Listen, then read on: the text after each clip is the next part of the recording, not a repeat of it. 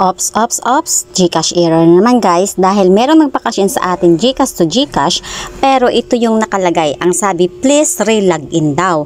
So nakakaranas ka ba na ganito sa Gcash mo guys? Please pre-login daw. Follow mo lang yung ating steps. Ayan, so ang gagawin natin guys, mag-back home tayo and then refresh nyo lang po yung lahat ng apps and then pagkatapos, ang gagawin nyo is papasok kayo ulit sa inyong Gcash. Ating Gcash guys. Ayan, so pagkapasok po dito is enter your biometrics lang po.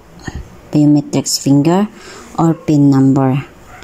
Ayan, so pagka-open na, tap natin yung express or send. Remind letter lang and then tap natin yung send. And then tap nyo po ang express send. So ilalagay natin yung number na nagpapa-cash in.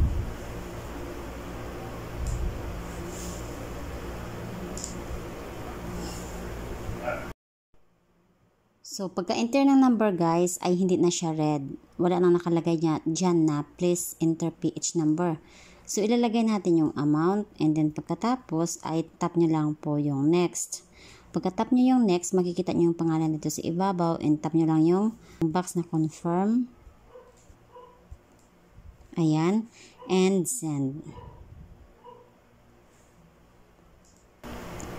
So, well done guys. Malinaw na malinaw sa ating tutorial na once nagkaroon ng error yung inyong express send money, Gcash to Gcash, ay mag-refresh lang po kayo ng inyong apps or mag-restart lang kayo ng inyong phone. Ayan, lahat ng apps na naka-open dyan sa inyong screen, dapat i-close nyo po yan lahat para po hindi po kayo magka-problema sa inyong internet connection. So, sana nakatulong ito sa inyo.